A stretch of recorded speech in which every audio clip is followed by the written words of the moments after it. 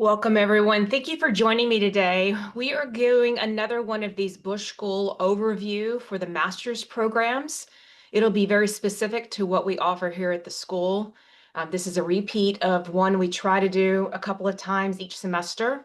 So welcome. Remember, I've got chat questions pulled up, so hopefully I can look at those while we're talking and answer them if we're on that topic at the time. Otherwise, I'll unmute towards the end of this and let you guys ask the questions after I turn off the recording. So my name is Catherine Meyer. I'm your presenter today. I am the Director of Graduate Admissions and Recruitment here at the school. Been here about 22 years, so I've watched this school grow. Excited to talk more about what we offer and how we can support our students through our services and our funding.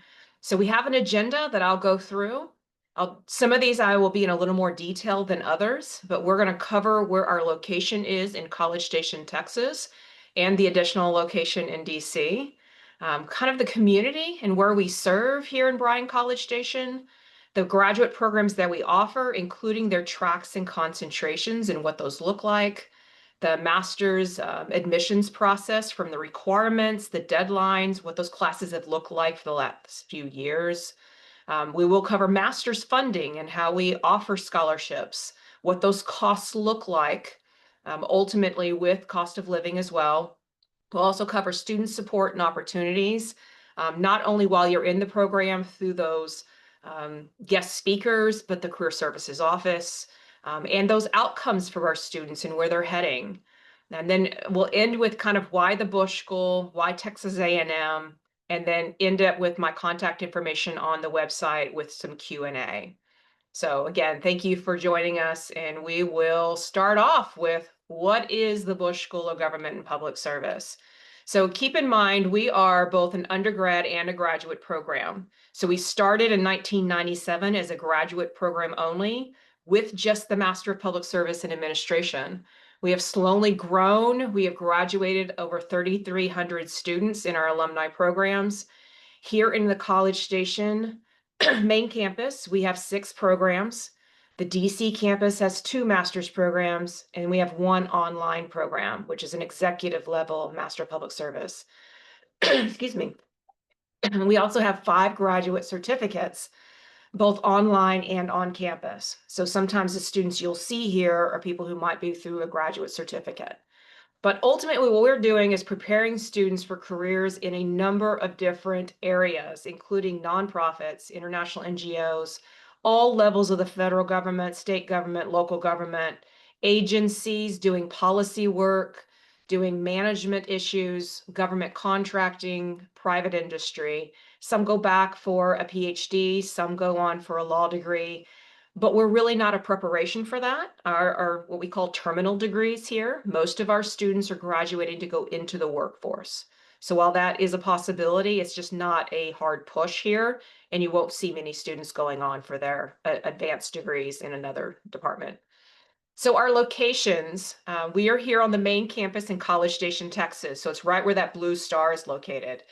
What we enjoy about our location is this does have a small town field with 2 sister cities side by side, Bryan College Station, and we're within an easy driving distance of Austin and Houston, which are both about an hour and a half away.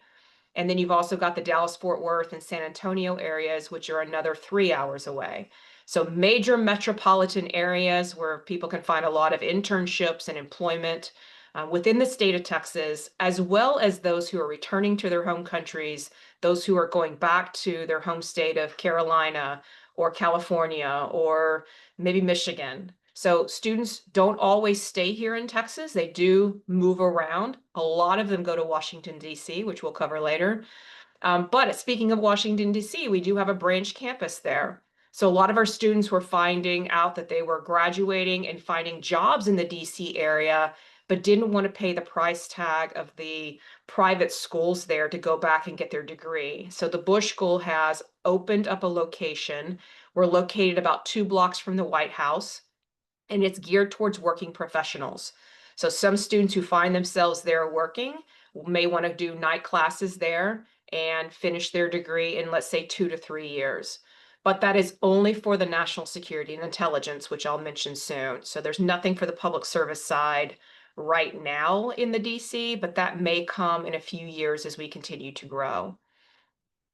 The Library Presidential Center that is located here on main campus, you'll see we are located next to the Bush Library, so that's in the forefront of this picture.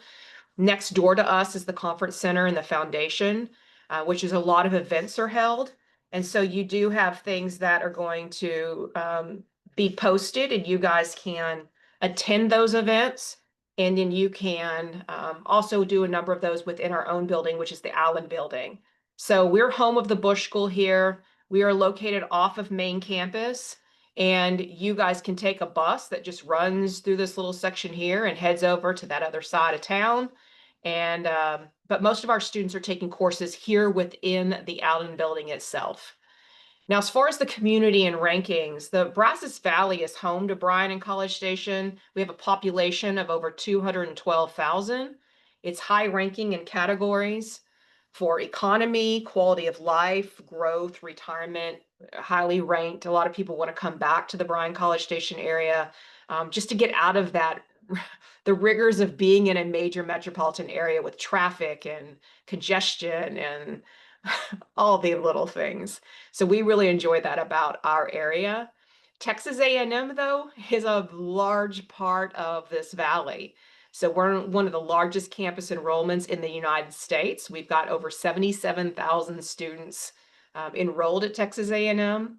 About 17,000 of those are graduate students spread throughout this university. We're the smallest school at about 400 to 500, right? So you're not going to be lost in that big element of Texas A&M and what it means, but you can take advantage of that small school in a large university environment and the resources and the connections that it provides. And that is one of our benefits here. We are also ranked with NASPA. That's the National Association of Schools of Public Affairs and Administration. I take it back, but it's now Network of Schools. So our ranking for the Master of Public Service is we're tied about the 26th for the best public affairs programs. And then both nonprofit and public management are even ranked again within those individual areas at number 21. MIA doesn't have an official ranking, but because we're members of APSIA, Association of Professional Schools of International Affairs, it means that we're probably one of the top 40 programs in the nation that prepares students for careers in public affairs, national security, development fields. So we have validation and we have the stats to back up in getting students great jobs once they go through a very rigorous program, building those specialties that they want to follow up with. Now, the academic overview, this is all the programs here now at the Bush School. So there are 3 bachelor's degrees, which we don't have to cover because we're covering the master's.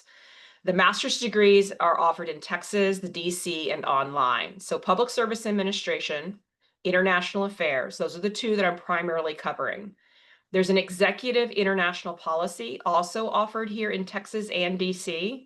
It's mainly for those that already have 4 to 5 years of international experience, and they just need to get in and out of a program in 1 year. But again, you've got to meet those qualifications in order to get in. There is now a political science master's degree, which I don't cover because it's run through political science and they do their own advertising and admissions process. There is the National Security and Intelligence degree that is run through the Washington, D.C., so their staff will cover that program. And we offer an Executive Public Service Administration that is an online program with those at least 5 years of experience, and it is also handled through a different department through Office of Extended Education. The doctoral degree, the one PhD program that we have here at the Bush School, is run through political science. And as I said, it is handled through their office. So if you are interested in a doctoral PhD, you will have to reach out to political science department to find out their deadlines, their admissions criteria, what they do with their students, because it is different than our professional program in public service and international affairs. Another aspect is the graduate certificates that we offer. Those are both offered in Texas and in online. And we just now started the Advanced International Affairs in DC about a year ago. But those are certificate courses. It takes 4 courses to earn one of these certificates, maybe 5 classes like Homeland Security. And that is a way to either test the waters to see if you like these types of courses, or there's no way you're coming and doing all of a master's degree, but maybe you want to get some expertise in a particular area like Homeland Security or public management. And these certificates are a way to do 4 to 5 classes and get a little bit of test of that waters and develop your specialty. And then if you think you need more, then you can go look at a master's degrees. So they work really well for that. But these are also run through the Office of Extended Education. All right, we're going to start with the Master of Public Service and Administration. So this is going to be a program that is going to cover 2 years worth of work, 48 credit hours, and we start every fall. It is NASPA certified, as I mentioned earlier. So it's been vetted for both its career services, after effects, when you've done all the courses and graduated and where you land. They've looked through our faculty, they looked through our rigors of the program itself, the academics. And so that gains this NASPA certification. The requirements of this program is to complete a 10-week internship in addition to those 16 courses you're taking, and you're going to be collaborating with colleagues in that year-long capstone. Those are 2 of your required courses. So that capstone is working for an industry client, and I'll cover that again in a few slides. But as I mentioned before with those graduate certificates, it's a way to test the waters. So if someone did a graduate certificate, let's say in nonprofit management, they could count those 4 courses. And they're 3 hours each, so that's where the 12 credit hour comes from. So those 4 courses could count towards the degree and allow you maybe to take 3 courses per semester instead of 4, which our students traditionally do. So it is a great way to do something ahead of time and then count towards it. Not everybody does a certificate, but it is an option.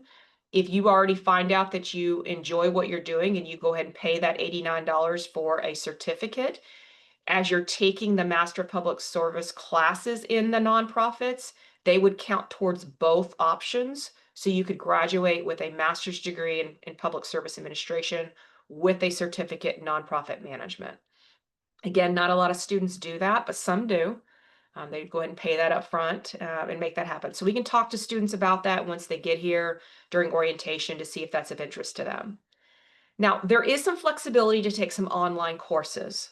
So those elective courses, because you can't do the core ones, the elective courses can be taken online as long as your advisor approves them. They fit with your curriculum, your degree plan. But you realize to have that flexibility of an online class, it's an additional $1,500 per course. That's just the fees that they charge for online classes. Typically, the ones that are looking for that is somebody who might be living in Houston and trying to come here and do this part-time. And so they don't have to come up to College Station as many days. They may choose to do an online course. So it does exist. It is a possibility. But there's a limit on how many you can do. As another option within this Master of Public Service, we do have some Texas A&M undergrad students who are pursuing what is called a 3+2 program. So in their 3rd year of undergrad, they can apply for early entry into the Master of Public Service. And so their junior year, they're applying. By their senior year in their 1 year of grad school, they're earning both their bachelor's and their master's. So you'll find a handful of your colleagues and coworkers here are going to be undergrad students who are still undergrads. The other aspect is you will have some students who are interested in maybe health policy research or educational administration. And while they're here, after having been admitted to the Master of Public Service, they can look for early entry into a doctoral program that might provide some funding for those. I don't know how many students go into this because you guys come into just regular entry into the Master of Public Service and then you apply to those programs afterwards. But that does exist for those that are interested in it. And as for the Master of Public Service, what are the tracks versus concentrations? Tracks are required. Everyone has to choose at least 1 track. You can choose 2. So we do have students who are doing both public management and public policy. It just means when you're taking some of your electives, you're taking them as track classes instead of as a concentration. But we do have public management, public policy analysis, and nonprofit management. The concentrations within the Master of Public Service are kind of like your minors for undergrad. And in this case, they're elective. You don't have to choose a concentration, but we do offer a number of them here. You can read those. Cybersecurity is starting to gain some popularity. Very popular right now, still Homeland Security and National Defense, state and local government. We've got a handful of students in different kinds of policy areas, analytical methods, and students will also create their own. So these individually designed focus area, we've got students who might do things like transportation issues or agricultural policy, political communications. Maybe they want to look more at how to run for office and take some classes both within the Bush School and within another department here at A&M. So you guys can put together those type of interest areas to concentrate on what's important for you, or filling in the gaps of your undergrad education. What do you need to get into certain fields with your graduate education? So some of those classes will start filling in. As for the Master of International Affairs, this is also a 2-year, 48 credit hours, so it's 16 courses. We also only start in the fall. It takes 11 electives to customize that degree plan. So out of 16 courses, only 5 are required for the MIA, and 11 is you piecing together 2 concentrations within your track. I already mentioned we are an APSIA member school, so we pay to be part of that organization, but they also do a lot of promotions and marketing. They help with the connections between schools, sharing information, making sure that we're all staying up to date on trends and what's happening in our field. The requirements for the MIA is you will do those 16 courses. One semester of that is a semester-long capstone working for a client. Typically in the summer, you're doing a 10-week internship, or for those that need to meet their foreign language requirement, they can do a language immersion during the summer. So there's a choice between internship or language immersion.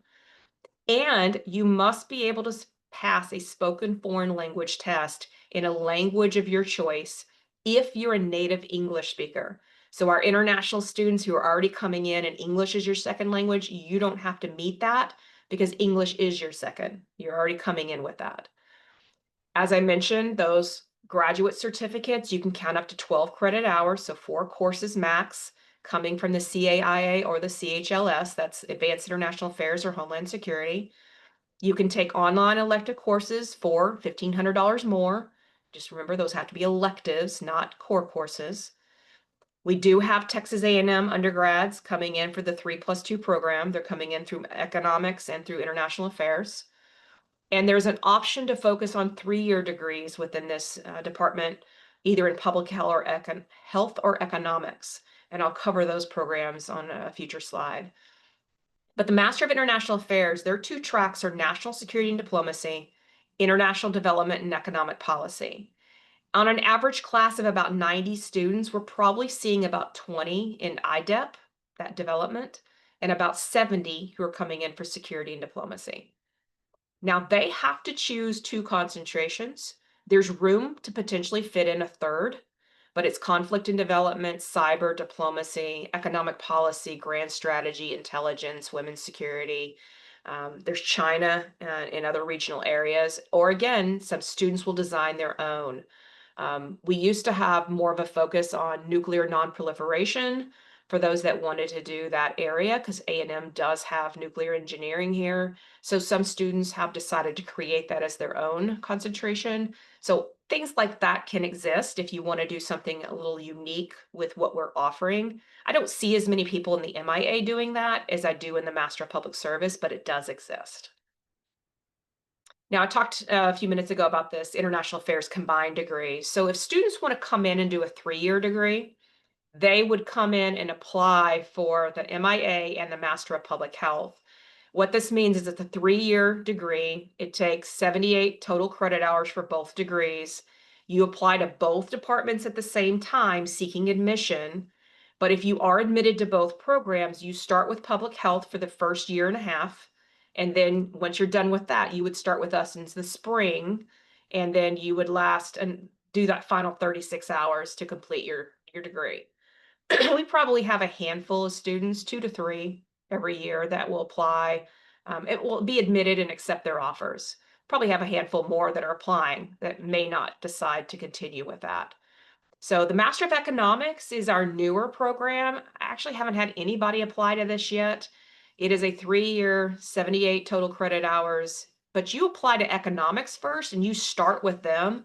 You don't even apply to the MIA until you're in their program. So you don't do it simultaneously. So we haven't had anybody who's followed through, even though a number have mentioned it. But it's really the second, you go to economics your first year, second year's with us, and then a semester and a semester. So keep in mind when you're in these programs, we only provide the funding that I'll talk about later when you're in our portion. I don't know what the public health and what the economics has for funding or if they even have any.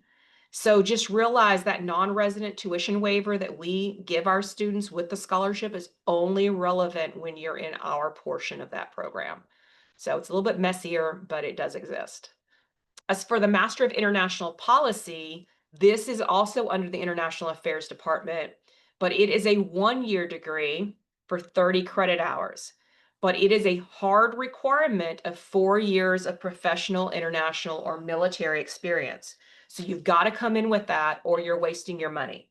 We have a number of students who have applied and we go, look, you don't have the experience for that. You just wasted your $100 application fee.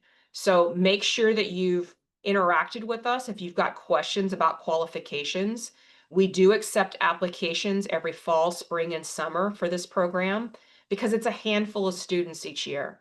You can take up to 2 online courses for that additional cost, but there's no internship, there's no capstone, and there's no foreign language requirement. This was really prepared for our military students to come in and out without all the extras that they didn't need.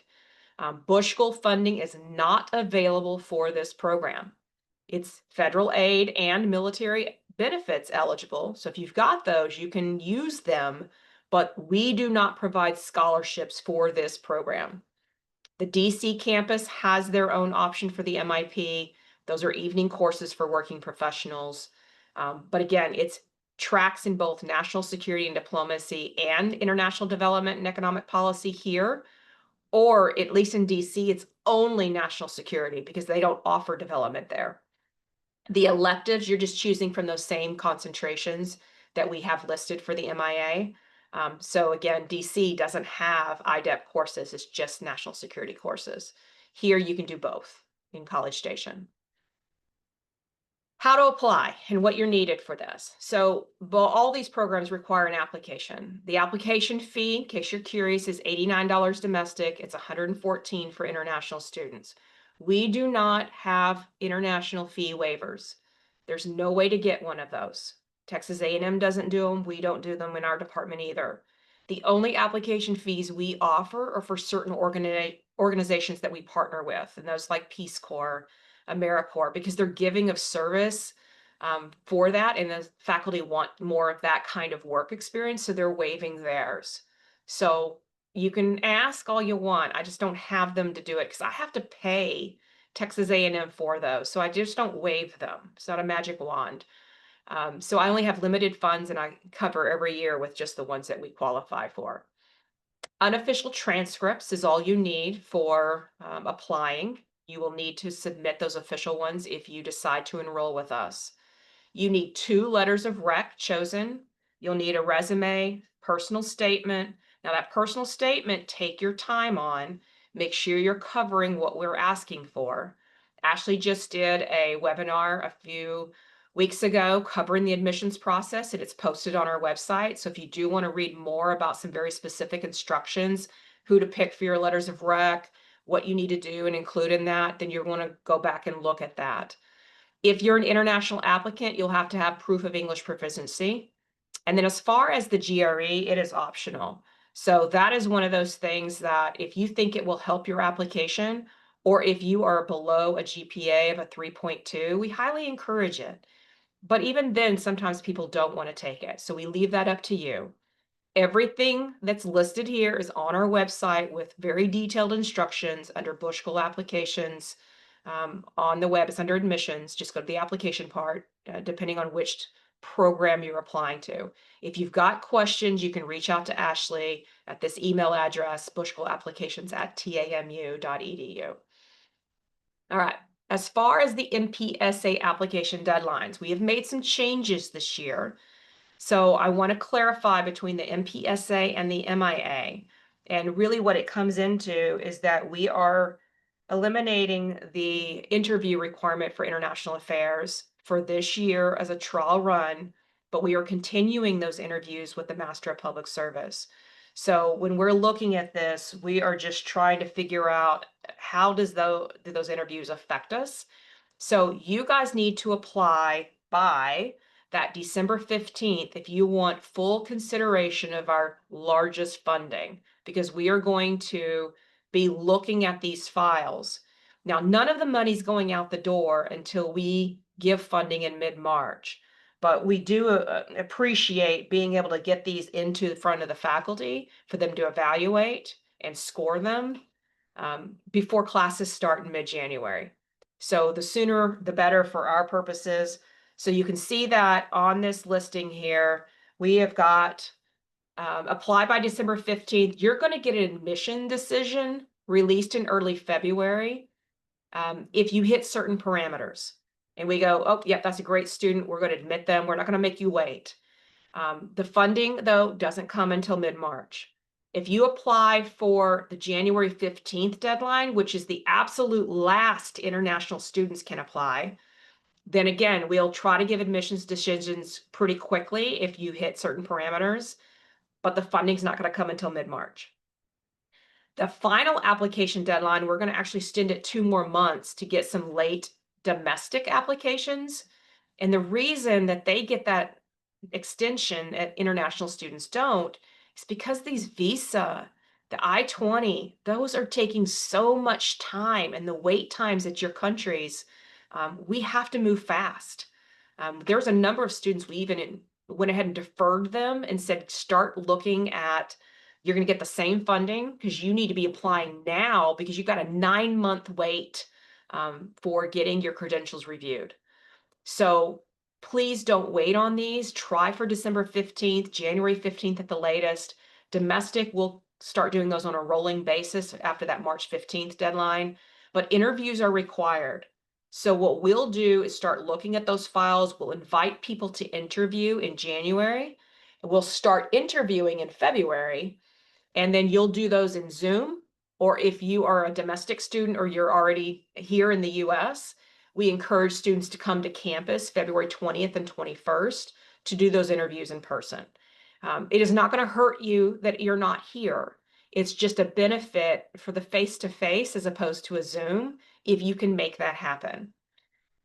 So you get offers of admission between in early February through March.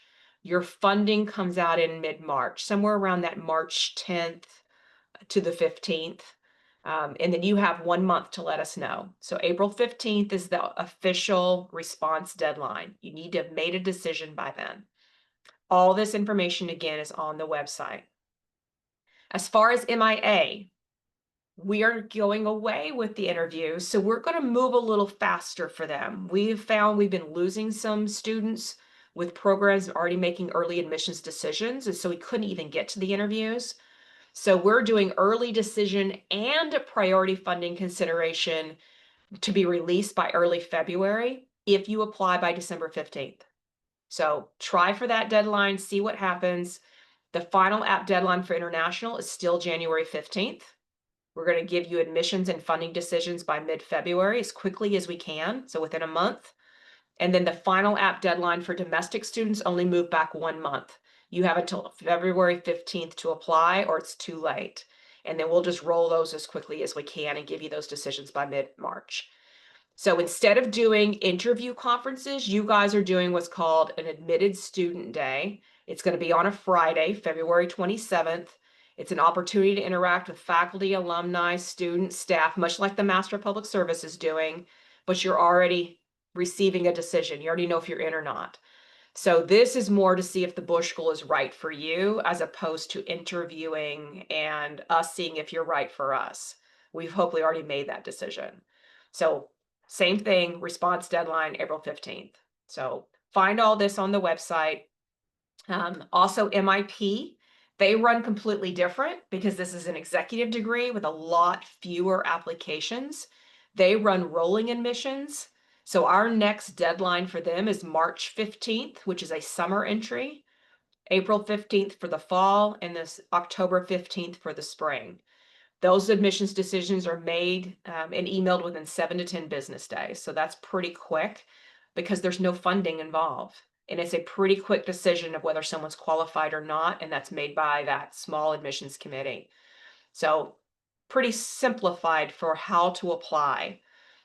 Recent Master Public Service and MIA stats, if you're curious what you look like, Master Public Service had an average GPA of 3.48, and that was for 87 students that enrolled with us. The MIA GPA was a little higher for their 83 students, which is a little lower than the 90 that we typically have.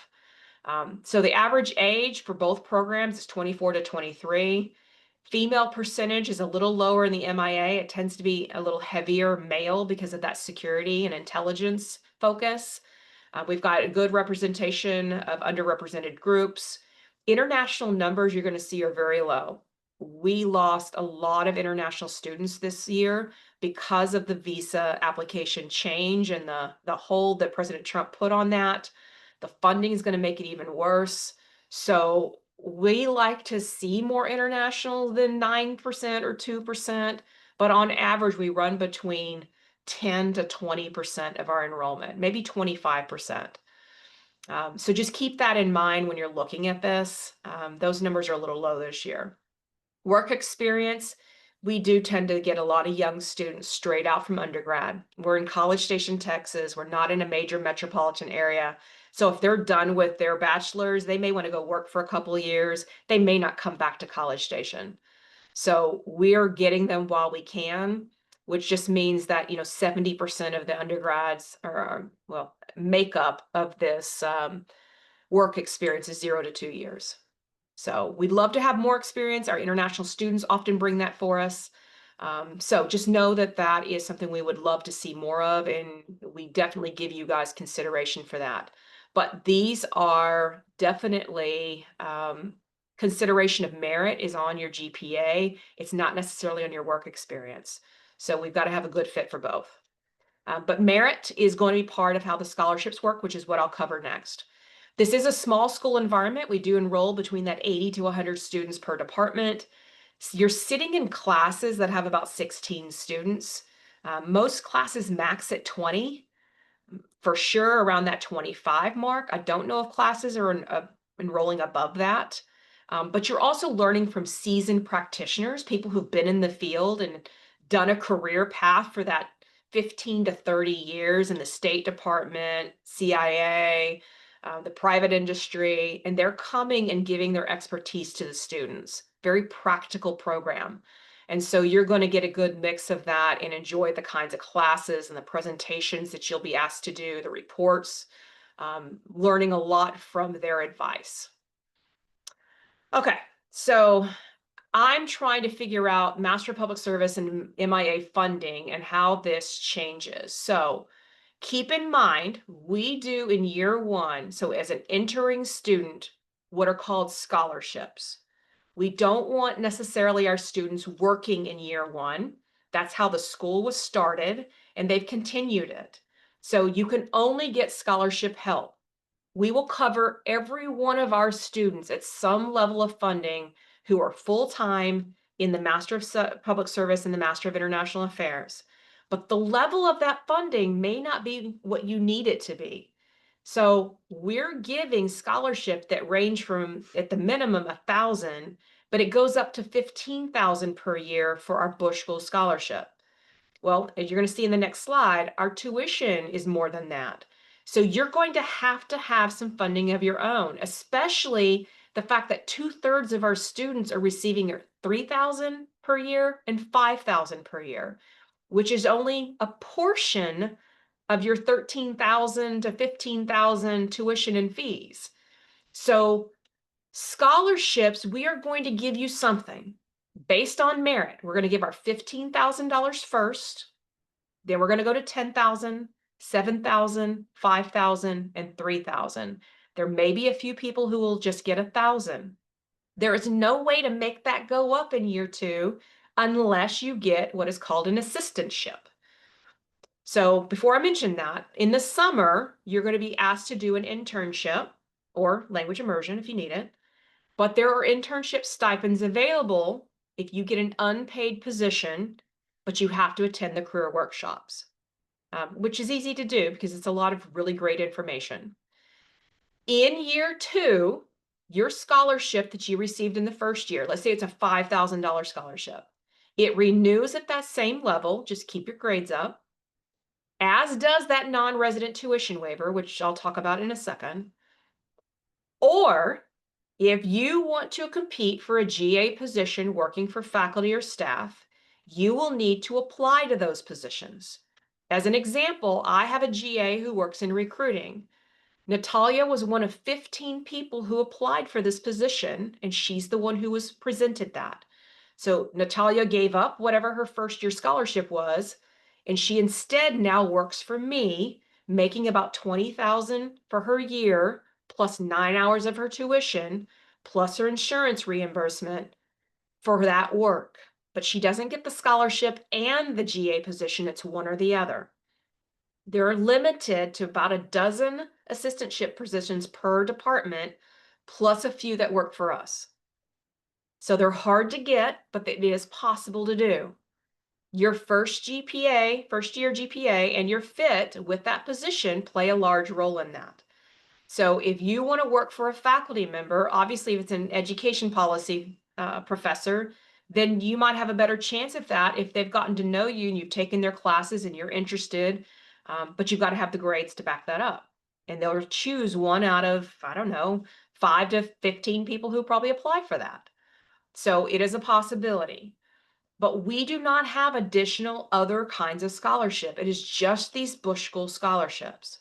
So if you're looking at what is this cost, notice there's 3 breakdowns of this. There's the Texas resident cost, non-resident cost, and international cost. That top part is just the tuition with the fees. I should say tuition and fees. So notice that an international student, it's nearly 30,000 is where you guys start for 24 credit hours. That's 8 classes, right? So you got 4 classes fall, 4 classes spring. When you guys come in here, you're going to get the non-resident waiver to go with your scholarship. Now the scholarship in black there, I didn't fill in a number, but you can. Let's say that you get a $10,000 scholarship. If you're an international student, that 30,000, you can subtract 12,600. That's what it's roughly worth for 24 hours. You can subtract your 10,000, and that blue line, instead of it being 17,000 that you still owe, it's 7,000 that you still owe. But I don't have a way to cover that 7,000. That's going to be on you to cover that. Plus, you're going to have to give what's the living cost. And they have to come up with that just to get your I-20.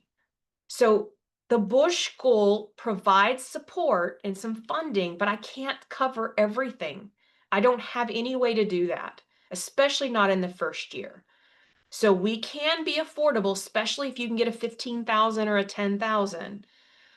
But the reality is there are people who are accepting our offers and then come back and say, oh, wait a minute, you don't have any more funding? Well, I can't afford to come. Can you please give me more? I don't have any more. I don't have anything else to give you. So the reality is we're just trying to make sure students realize we're going to give merit scholarships. It's going to range from 1,000 to 15,000, and that's all I have. The rest of it's going to have to come from savings from yours, any type of international loans that you can get from your area, sponsorships from your country. So I'll try to cover some of this more in the financial aid webinar I'll host on Thursday. That might give some ideas, but I'm limited in what we can do. Now, to change direction here, the MIP is completely different because they have a cost. That's the cost you pay. So the MIP is a one-year degree that doesn't provide Bush School help. So you don't get a scholarship, you don't get a non-resident tuition waiver. So an international student coming in for 1 year is going to pay $36,500 for that MIP if they're qualified, plus they have to pay for their 1 year living costs. So that degree becomes a pretty hefty cost, over $50,000. So just keep that in mind when you're looking at this kind of program. Now, I'm going to cover a couple slides with student support. So leadership and writing programs, that is Holly running a number of different webinars and some workshops that I'll show you what those look like on hosting in the next slide. Writing program, we have Holly and, Brenda and Cindy, who are looking over papers, meeting with students about papers, getting help on their writing. They're meeting with their capstone projects to get a final presentation done in the correct formatting. So they're there for support rather than having to go to the Texas A&M Writing Center. There are speakers and conferences here, probably a couple of conferences every semester. They're going to do a national security and women, one coming up in another week or so.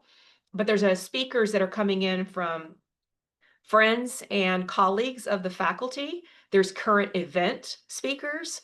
There are job talks of different employers coming in and talking. So you've got a number of opportunities to find out more about what's out there for employment, following current events and what's going on for certain topics, especially international ones. Keep in mind library resources. Texas A&M is well connected and has a huge library resource where they can pull items. Many of our classes don't even have book fees because you are using library resources, pulling articles. International opportunities to travel. We've got a couple of study abroad trips that are often hosted by the Bush School. The next one is going to be in Spain for the summer of 2026 for our nonprofit professor running that one. There's some semester exchanges for those that want to work for the Texas A&M Education Abroad office and maybe work on their language or just developing some additional contacts through the cultural experience. And then there's also capstone travel if different groups are doing field research for their clients or just going somewhere for their client presentation. I mentioned that earlier with the foreign language requirement. This is an MIA only requirement. You have to pass a spoken exam at intermediate low. We use a testing company called American Council on the Teaching of Foreign Languages. So you guys would then declare that you're ready for your exam in French. You would then do a phone conversation with that leader on that company, and they're going to evaluate your language ability. You need to pass an intermediate low, which is conversational, in that language in order to mark that checkbox of, yes, I can now graduate. If you fail that test, you now have to pay for it and continue in that language. If you pass it and you then want to take a test in Spanish or in another language, we'll pay for that test as well. So we hire different linguist tutors from critical languages to help you get ready for those tests. You can do slimmer language immersion. You can go check out the software like Rosetta Stone from the A&M libraries. There's other resources too. So we'll help you get to where you need to be, but as a language requirement for the MIA. There's also a number of research centers that bring in speakers. So we've got research, information sharing, and network that come either from the economic side, the international affairs side, nonprofit and philanthropy has one. So those are all on the website with great connections and resources, and some of them fund internship opportunities.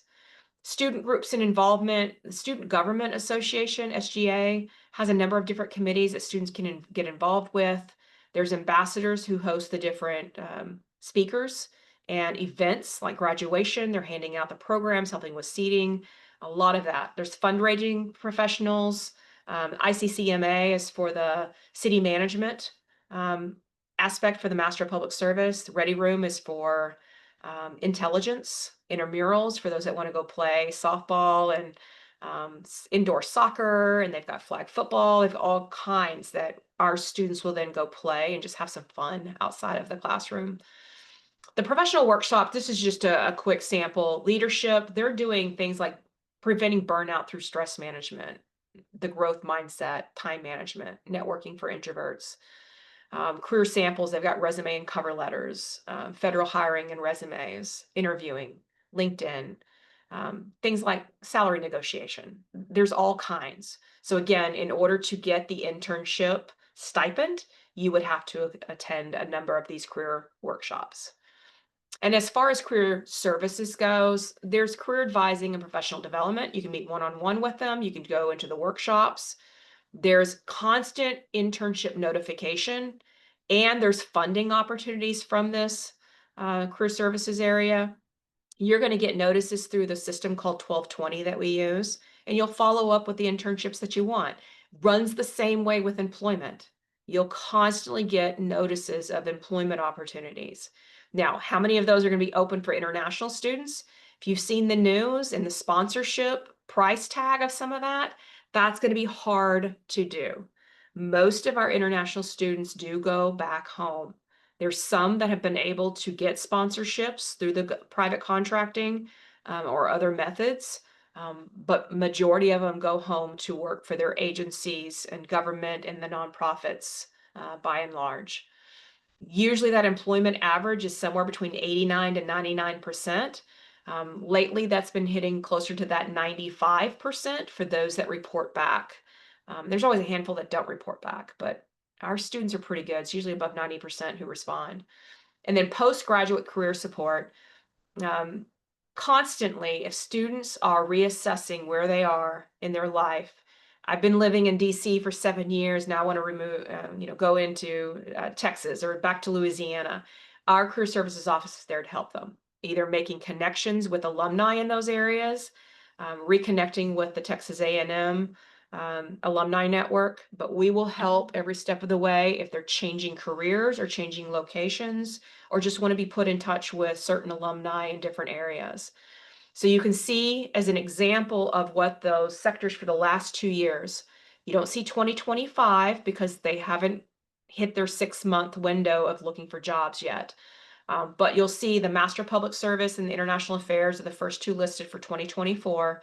State and local government employment versus nonprofit, federal government. Looks like federal government's a lot bigger in the international affairs than it is. A lot of them going to Washington, D.C. Here in Texas, about 40% are state and local in the Master Public Service. They tend to be a little more domestic oriented at the local level. Private contracting is about the same for both. Continuing education, you see a few more go to PhDs in the Master of Public Service than you would for MIA, but we're small numbers, one or two more. But that's an example. Those are on the website as well. And then as an example of some of those employers, I'm not going to read these out, just a few examples, but federal, this runs. So I even listed some of the international students working at an embassy of Mexico, or some of our students are at U.S. Departments of Agriculture, Defense, Homeland Security, maybe working in the House of Representatives.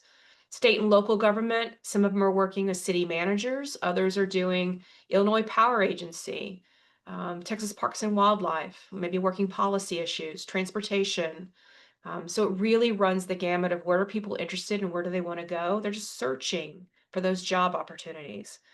Non-profit, you've got the Boston University, maybe doing philanthropy work for the university. Conflict and Development Foundation, you got Habitat for Humanity in Texas, Save the Children US, more of an international agency. And then private industry, again, not a big cohort for our students, but it's going to continue to grow if the federal government has problems in being able to hire, if there's freezes. It runs the gamut, and people really are going to have to look hard for these jobs, and we'll support them for that. So it comes down to why the Bush School and Texas A&M. So it's that passionate faculty with practitioners and academics. It's a good mix of both. Specialized concentrations that you get to build your knowledge and what you want. It's collaborative, a lot of peer cohorts, a lot of groups, projects and building, consulting projects with industry leaders. You've got a professional internship or a language immersion if you choose it for the MIA. It's a research university with vast resources and connections. It's a best value public university, lots of speaker events and conferences, career and faculty advising, excellent employment rates, and by and large, it's affordable. Again, can't cover all of it. You're going to have some of your own, but we're not starting at a price tag of $70,000. We're starting at a price tag of 30,000, and then we're going to knock almost half of that off. So we're trying to help you guys into getting into the fields that are of interest to you. But just keep in mind, you may have to apply for financial aid. But those non-resident waivers will help those who are outside of Texas, as will our lower living cost here. All right, so check us out online. You can find all this information at bush.tamu.edu. I work here in the College Station office for the Master of Public Service, International Affairs, and International Policy with Ashley. There's our email and phone number. If you're looking at the certificates or the online EMPSA, you reach out to the Office of Extended Ed. If you're looking for the Washington, D.C. office and their options with the NSI, then their contact information is there as well. Okay, what I'm going to do is stop the recording at this time and see if I've got any questions that I can answer specifically. Thank you guys for joining us. I appreciate your time. I will get this posted to the website pretty quickly.